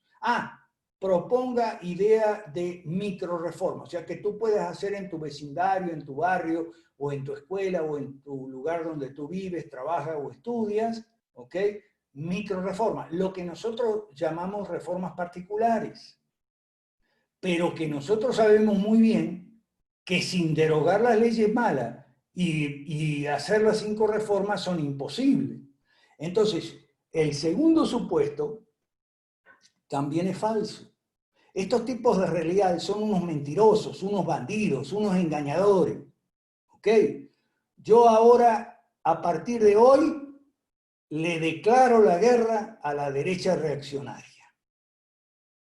Yo no me voy a gastar más ahora peleando con los comunistas o con los marxistas. No. Porque yo estoy aprendiendo, uno siempre aprende incluso de viejo, estoy aprendiendo de que la derecha reaccionaria es el enemigo próximo, es el que se interpone entre nosotros y la izquierda. ¿Ok? Entonces, es la que no nos permite enfrentarnos directamente con la izquierda y enfrentarnos con la izquierda con ese juego mixto, ofensivo y no meramente defensivo que nosotros proponemos. ¿Por qué no podemos enfrentarnos directamente con la izquierda? Porque la izquierda es el enemigo siguiente, la derecha reaccionaria es el enemigo próximo, el enemigo cercano, el enemigo de al lado, ¿ok? Y que se interpone, se atraviesa en el paso entre nosotros y la izquierda. Nosotros no podemos enfrentarnos cara a cara con la izquierda porque ellos están en el medio, estorbando. ¿Ok? Entonces, el segundo supuesto de Relial es totalmente falso. No se pueden hacer esas microreformas si antes no se derogan las leyes malas y se hacen las 5 reformas: política, economía, educación, salud y jubilaciones y pensiones. O sea, se le devuelve a la gente los recursos, las funciones, los recursos y las libertades que el Estado ha confiscado desde hace 100 años y así le quitamos los pretextos y los recursos a las izquierdas. ¿Ok? Entonces, segundo supuesto, totalmente falso. Señores de Relial, López Murphy y compañía, toda esa porquería, ustedes son unos mentirosos y están engañando a la gente y principalmente a los jóvenes que se interesan por su estúpido concurso. Tercer supuesto, dice, bueno, pero entonces que esas reformas tienen que ser escalables a más larga, a más grande escala. En el supuesto negado de que se pudieran hacer se pudiera hacer alguna reforma. Claro, pero es que ellos no van a, fíjese cómo es la mecánica del concurso. Ellos no premian microreformas, premian trabajos, proyectos sobre microreforma. ¿Ok? Entonces, claro, como dice un amigo mío, el papel aguanta todo. ¿Ok? Si yo soy un chico de 22, 24, 25 años que tengo poca idea de estas cosas, yo me pongo a escribir y claro, el papel aguanta todo y capaz que me dan el premio. Sí, pero no están premiando reformas que tú hayas hecho, que hayas logrado un éxito, porque es imposible. Y en el supuesto negado de que fuese posible, entonces no serían escalables, porque están las leyes malas y está el estatismo concentrando el poder económico, además del político, el poder económico, el poder educativo, el poder sobre la salud, que lo estamos padeciendo ahora con el tema de las medidas represivas con el pretexto del COVID, y el poder monopolista, me refiero, en las jubilaciones y pensiones, apenas mitigado en algunos países como Chile o como México, donde se han hecho reformas de pensiones, pero ya la están tirando atrás. Fíjese lo que están haciendo en Chile, le están diciendo a la gente que tiene fondos, usted puede retirar el 10% y el otro 90% nos lo vamos a quedar nosotros. Retira el 10%. Y el 90% no es suyo, es del gobierno. Por favor. Pero ¿qué nos pasa a los latinoamericanos? Yo no sé. Ahora, para terminar, voy a ir a qué nos pasa a los latinoamericanos. José Luis Tapia, hoy estábamos teniendo un chat en el WhatsApp del directorio, ¿no? En el grupo del directorio. José Luis Tapia dice, bueno, ¿y dónde entra el fusionismo aquí? Si tenemos que pelear primero con la derecha convencional para poder encararnos, enfrentarnos a la izquierda, ¿dónde entra el fusionismo? Bueno, ok, conversábamos lo siguiente. Tapia está diciendo, bueno, habría dos batallas, digamos, una primera batalla contra la derecha convencional y una para limpiar la basura. Todo es basura, en realidad es basura, y no lo digo yo. Se los dijo el doctor Václav Klaus cuando era presidente de la República Checa. Se los dijo cuando reunía ahí en el Castillo de Praga a los númenes de la sociedad Montpellier y les decía que ustedes son unos inútiles, no sirven para nada, no sirven ni para la academia, porque dicen, no, nosotros política no, la academia es lo nuestro. Pero es que a ustedes no sirven ni para la academia, lo único que hacen son repetir frases de los clásicos, de Mises y Hayek, o escribir paper que nadie lee. Esa es la realidad. Y no lo dije yo, lo dijo el doctor Klaus. Ahí está la página, usted puede ver los discursos con su fecha y todo. Entonces, el fusionismo entra para poder tener el ejército que necesitamos para las dos batallas. Porque no podemos ir a una batalla ni a la siguiente si no tenemos un ejército. Pero ¿dónde están las tropas? Y ahí es donde entra el fusionismo. ¿Dónde están las tropas? El fusionismo es fusionar lo liberal con lo conservador. O sea, lo liberal en cuanto a mercados, y no solo económicos. Hay mercado de la educación, hay mercado de la salud, o sea, no solo de bienes y servicios que estricta o convencionalmente se llaman económicos. ¿Ok? Como digo, Ay, me perdí. Fusionismo es fusionar lo liberal en los mercados con lo conservador en las instituciones. En las instituciones que no son mercados, que son metamercados o metacapitalismo le llaman algunos. Es decir, un gobierno limitado con un poder judicial, con una policía, ¿okay? Para proteger la vida, libertad y propiedad. Un gobierno limitado que entonces permita funcionar los mercados libres y abiertos y permita garantizar el ejercicio de la propiedad privada. Todo eso se suele llamar metamercado o metacapitalismo. O, para hablar más brevemente, digo yo, instituciones. Ahí es donde entra Douglass North. ¿Instituciones para qué? Para tratar con la violencia, señores. Con toda forma de violencia, incluso el fraude, ¿okay? Que es una forma de violencia porque es impedir la información necesaria para tomar una decisión informada, valga la redundancia. Bien, entonces, ocultar el acceso a la información es una forma de violencia. Entonces, es para tratar con la violencia, para eso necesitamos instituciones.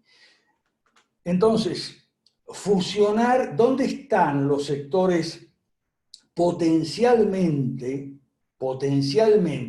capaces de hacer ese fusionismo entre lo liberal y lo conservador? Bueno, por el lado conservador están en las marchas pro vida, ¿ok? Y todos los movimientos pro vida, pañuelo celeste y toda esa historieta, ¿ok?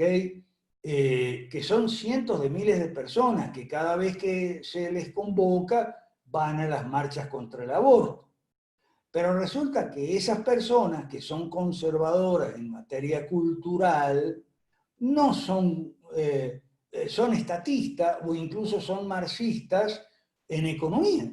Son enamorados, y algunos son nacionalistas, pero confunden la nación con el Estado, o la patria con el Estado. ¿Ok? Entonces, pero ahí es donde tenemos que dirigir, como muy bien dijo Jorge, nosotros enseñamos, nosotros somos profesores aquí. José Luis, Jorge, todos los que estamos más o menos capacitados o más avanzados que otros en los estudios, todos enseñamos, somos profesores. Y cuando no tenemos, contratamos uno, lo traemos, lo invitamos, como invitó José Luis a Julio Loredo para el conversatorio que viene después de esta sesión allá en Devolución. Entonces, nosotros les enseñamos, o tratamos de enseñar la economía a los cristianos, que son los que salen en las marchas pro vida. Pero, claro, es muy difícil. ¿Okay? Deberían haberlo hecho los tanques de pensamiento. Según los tanques de pensamiento, su función era la enseñanza, pero nosotros recibimos toda esa gente que no sabe un pepino. O sea, deberían venir y decir, bueno, yo me formé, sí, estudié con tales o cuales autores. No han estudiado absolutamente nada. Entonces, los tanques de pensamiento que suponían institutos de carácter formativo, académico, de investigación, no han logrado absolutamente nada o han logrado muy poco, la verdad, si queremos ser justos. Han logrado muy poco. Y por el lado de los libertarios, bueno, sí, les enseñaron economía, aprendieron algo de economía, tal vez muy superficialmente, con algún video a lo mejor de Gloria o de aprendieron capitalismo, tal vez habrán visto algún video de Benegas Lynch o de Enrique, o de Krause o algunos de esos, o los Rabier o los Kachanowski, habrán visto algún video, o del Muso en Guatemala, ¿okay? Habrán visto algún video y aprendieron economía. Pero son marxistas culturales. Tienen en su cabeza la destrucción del matrimonio y la familia. O sea, la parte que Marx y Engels consideraban que había que acabar junto con el capitalismo. O sea, son dos clases de incongruencia. Y en ambos casos por ignorancia. Los cristianos, que son estatistas en economía, y los libertarios que son marxistas culturales, y que algunos son anarquistas y no quieren saber nada de instituciones, por eso anda Rayo ahí diciendo que no, la reserva total no, porque es muy costosa. Y sí, pero ¿quién va a pagar los costos? ¿Tú lo vas a pagar? ¿Juan Ramón Rayo? No, por favor. No, entonces no fastidien. Entonces, con eso termino, porque faltan en mi reloj como 20, no sé, chapa el que 15, lleva el reloj. 15 minutos, sí, profe. Ok, entonces abrimos los micrófonos ahí. No me fijé nada del chat. Voy a ver si hay algo en el... Ajá. Sí, ahí comenta Randy Sperger, Jorge Méndez, Artemio Jorge Estrella. Méndez habla de Vercingetorix. Yo leía la comiquita así de Vercingetorix, esa, no me acuerdo del nombre, no era ese el nombre, ese era un personaje. Sí, claro, líder de los... Sí, unir a todas las tribus. Sí, Jorge, tienes razón. Ok, es correcto la metáfora que tú estás usando. Su casaca dice, los masones. Uy, los masones. Ay, ay, ay. Su casaca siempre... sobre los masones creo que podemos preguntarle a Julio Loredo más tarde, ¿ok? No me pregunte a mí porque yo tengo información sobre la masonería, pero es un tema muy largo. ¿Qué más? Dice, se inventan proyectos para sacar... Artemio, dice, es una estafa, el concurso de Relial es una estafa. Sacarle el dinero a los que financian esos tanques de pensamiento, que no dudo mucho del financiamiento viene de políticos estatistas. Sí, Artemio, yo no tengo pruebas, pero no me sorprendería. ¿Ok? Ajá. Es decir, que toda derecha reaccionaria, dice Rey Cortés, en cierta forma es ignorante, defensora de... Bueno, no defensora de la izquierda, es un rival incompetente para la izquierda. Oíme bien, Rey Cortés, por favor. Para la derecha reaccionaria, para la izquierda, es un rival fácil. Se lo come con salsa de tomate y pepinillos. Okay. Mira vos, Uribe. Sí, Ahora ¿de qué le queda a Uribe? Victimizarse. Y bueno, a lo mejor sale ganando. Pero Colombia no gana. O sea, va a ganar Uribe, pero Colombia no gana. profe, pero si me permite ahí, bueno, yo creo que lo que Rey Cortés es que dice, o lo que trato de entender de su mensaje es que al final la derecha coadyuva indirectamente con el fin de la izquierda, ¿no? E intercepta, digamos, el trabajo que podríamos hacer la derecha buena, la derecha que está también dispuesta a participar en política, vinculándolo con este concurso de la Relial, que uno pues lo que ve es que lo que se enseña a través de estas cosas es a repeler la política y los partidos políticos, ¿no? Por eso a mí rara vez me van a ver con en mi Facebook y en mi Twitter y en mis artículos, rara vez me van a ver contra el comunismo, contra la izquierda y tal, y menos ahora. De ahora en adelante yo ya no me voy a gastar, ¿ok?, en decir que el comunismo es malo, el socialismo es malo, ya sabemos todo eso. Y vamos a hacer, yo lo que me propongo para mí mismo, no sé los demás, es ser inteligente. Ellos lo están diciendo todo el tiempo. Bueno, dejemos que ellos lo digan, ¿ok? Todo el tiempo están ahí en YouTube gritando contra la izquierda y tal, y qué sé yo. Bueno, dejémosle ese trabajo a ellos. Yo voy a seguir hablando mal de Donald Trump, que me disculpen los trompudos. Se molestan conmigo. Uy, ya tuve que eliminar varios. Incluso bloquear a algunos porque se ponen fastidiosísimos los trompudos. ¿Ok? Y otra cosa, yo voy esta noche voy a renovar mi compromiso con la verdad. Hoy, Jorge, perdimos a Mariana. Porque Mariana no soporta la verdad. Se le dijo la verdad, se le dijo, mira, esa experiencia de Alfredo Olmedo, de Cynthia Houghton, de Milei, de Spert y de el otro, no me acuerdo, Ah, Gómez Centurión. Eso no sirve, eso no sirve. Ah, ahora, yo renuevo mi compromiso con la verdad. La verdad es que esos tipos no sirven. Esa gente no sirve para nada en Argentina. Esa gente no sirve. Los que servimos somos nosotros. Ahora bien, voy a seguir diciendo la verdad hasta que alguien me demuestre que estoy equivocado. Si alguien me demuestra que estoy equivocado, yo no tengo ningún problema en dar marcha atrás, como el cangrejo. Pero hasta ahora nadie me ha demostrado que yo estoy equivocado en los juicios categóricos que yo emito contra la derecha reaccionaria. ¿Ok? Que en el caso de Argentina, esos que mencioné no son ni la derecha, son la derechita. O sea, la minúscula derechita, porque la gran derecha reaccionaria está con Macri. ¿Okay? Aunque Macri es de izquierda, ya él y Peña ya lo dijeron claramente, son de izquierda, pero no escuchan, son malmenoristas, son porristas.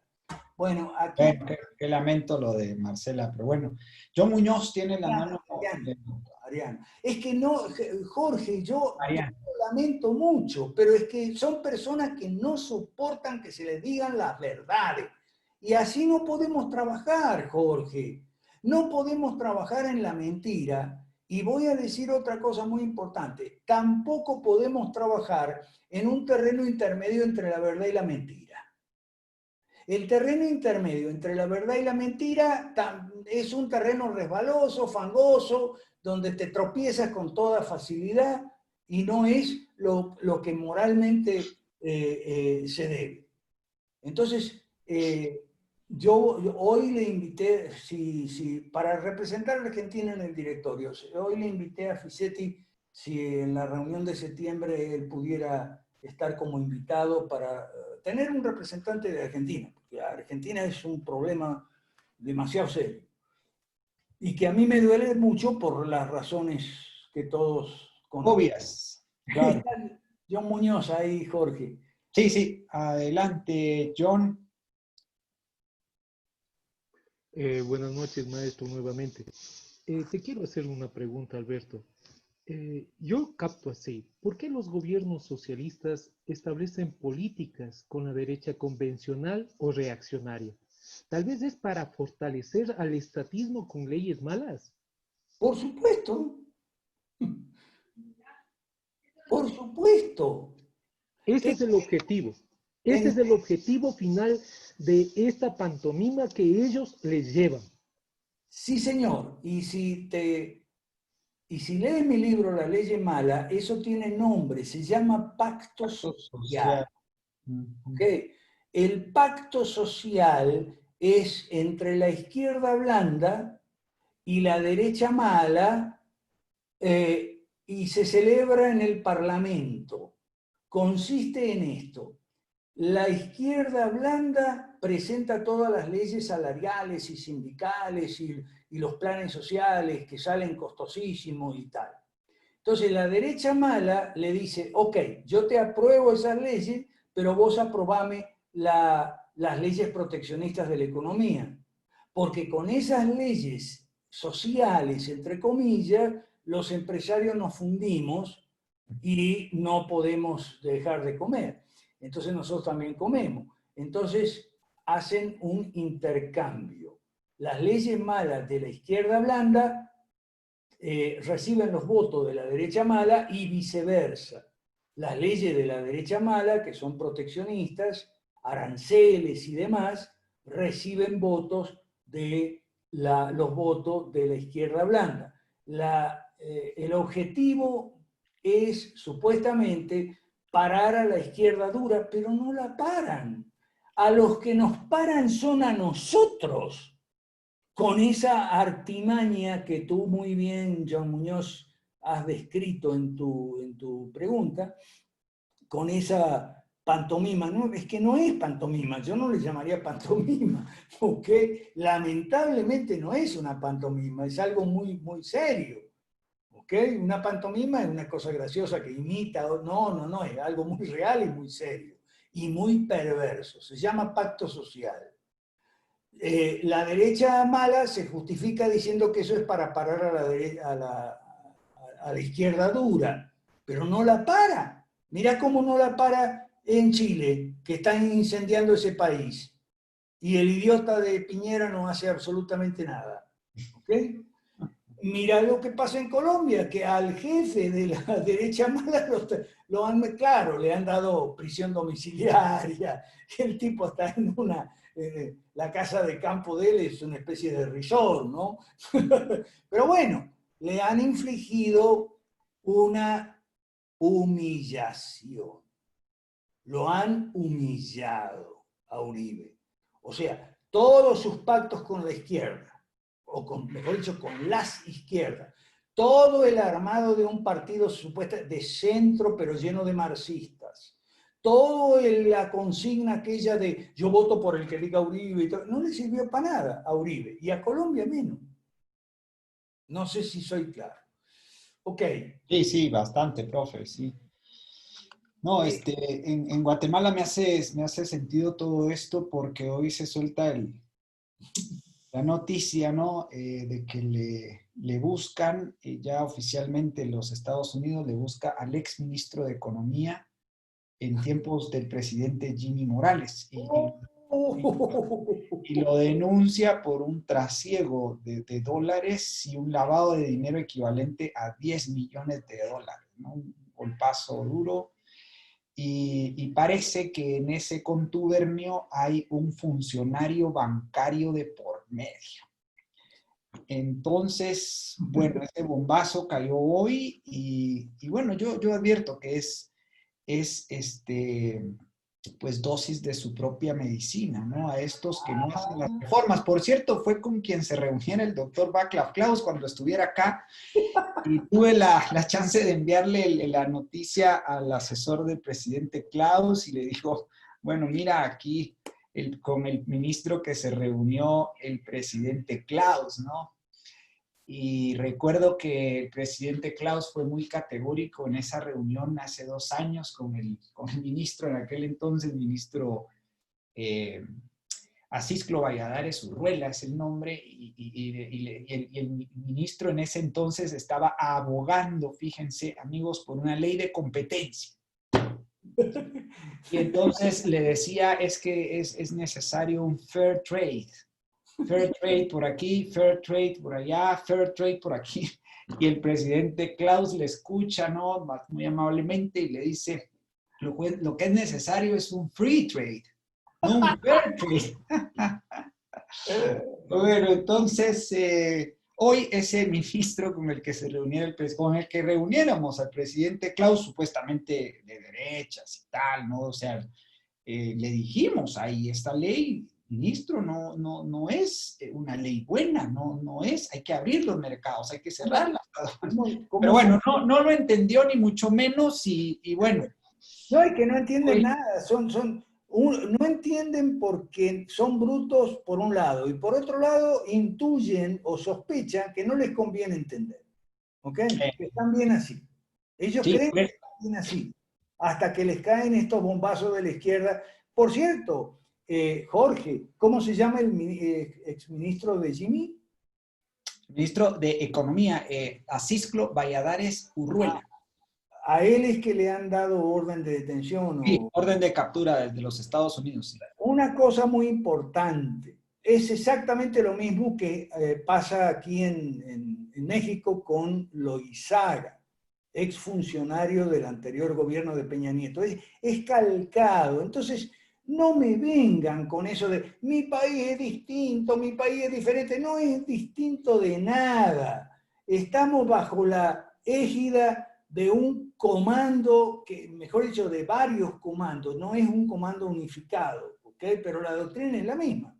Los 3 comandos trabajan sobre la misma doctrina. El Foro de Sao Paulo, que ahora es Grupo de Puebla, el Comité Latinoamericano de la Internacional Socialista y la Conferencia Permanente de Partidos Políticos de América Latina. Entonces, por eso tenemos las mismas leyes que se hacen en las agencias de las Naciones Unidas y nos dirigen los mismos suprapartidos regionales que acabo de mencionar. Entonces, no me vengan con que mi país es muy complicado, mi país está viviendo una situación, todos los países están viviendo en la misma situación. Entonces no me vengan con eso.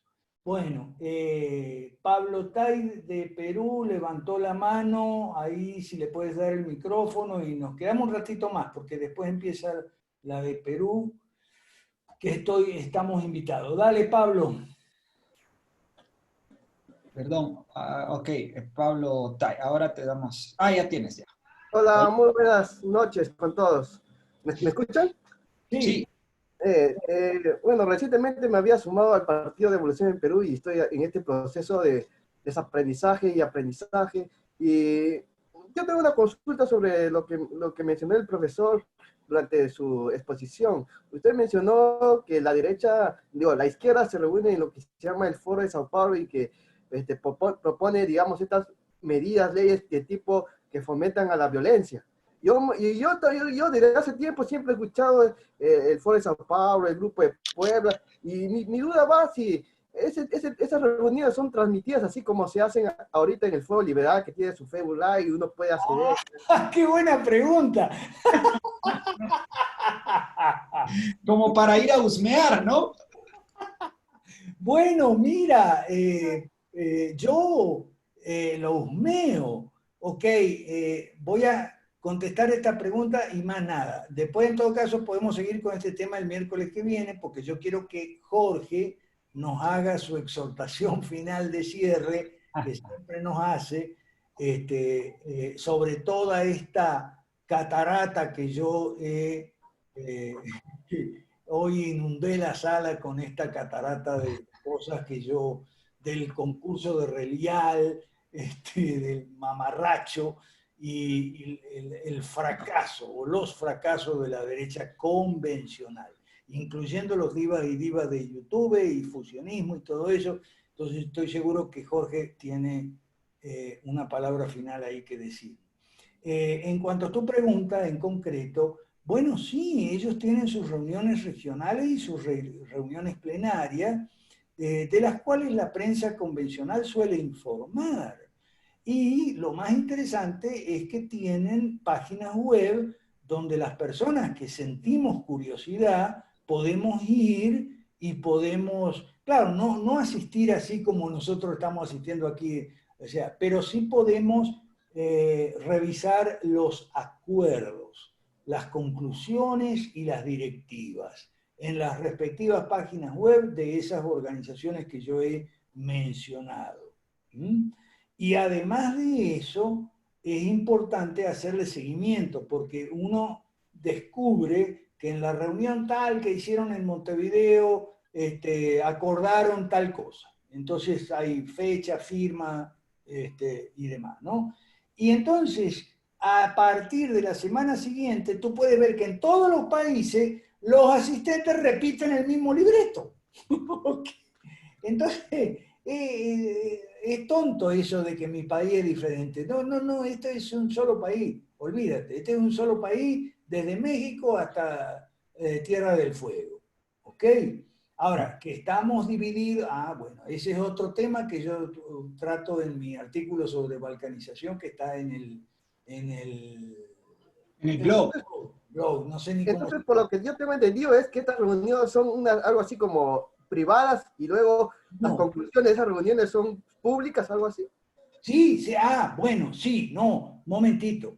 A las deliberaciones suelen no asistir periodistas, a menos que sean los periodistas que trabajan en la oficina de prensa y tienen que hacer las notas y las memorias para ir y repartirlas en los periódicos.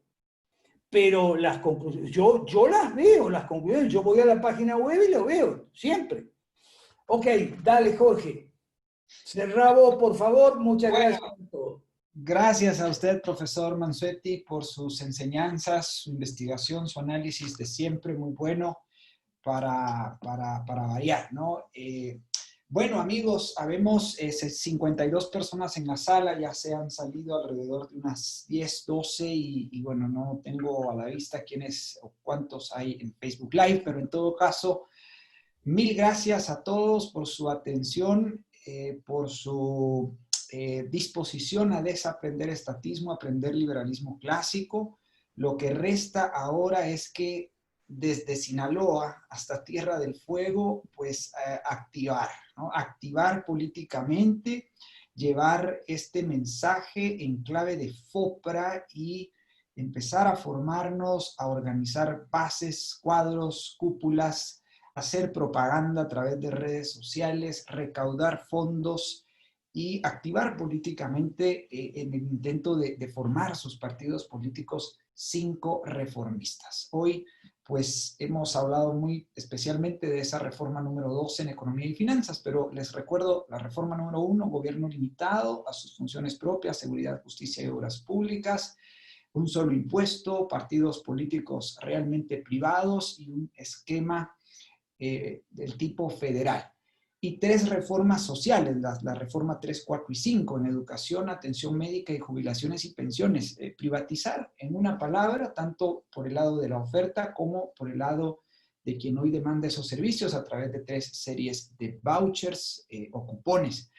Y esta es la propuesta concreta que tenemos para nuestros países en el marco de un proyecto que se llama La Gran Devolución, derogación de las leyes malas y recuperación de nuestra soberanía nacional y continental, ¿no? De esa izquierda global enquistada en las Naciones Unidas y sus organismos supranacionales, ¿no? Así es de que ese es un trabajo arduo, ¿sí? Muy ambicioso, pero si no somos nosotros, ¿quiénes? Si no es ahora, ¿cuándo? Ya lo vimos, como dice el licenciado Freddy Asensio ahí, gracias por esa cuña, Lic. Ya vimos que la derecha reaccionaria no sabe, no puede y no quiere. Así que, bueno, tenemos que ser nosotros los que sabemos, los que queremos y los que podemos. Y Dios nos acompañe en este proceso, en esta experiencia, en esta vocación. Un abrazo grande, nos encontramos la próxima semana en el mismo horario.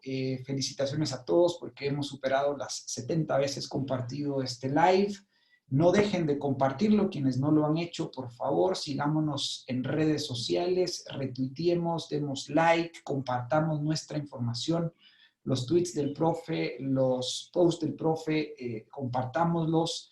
También nuestro sitio web www.foroliberalamericalatina.org, albertomansueti.org, devolución.pe, familia.gt, partidoliberalcreemos.be, ¿ok? Así que tenemos muchísimo, muchísimo que compartir, sobre todo activar. Así que nos vemos la próxima semana en este mismo canal. Muchísimas gracias una vez más.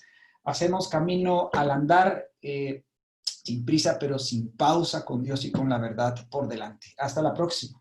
Amén, Jorge, y muchas gracias a todos. Chao, me voy a la reunión del Perú. Chao.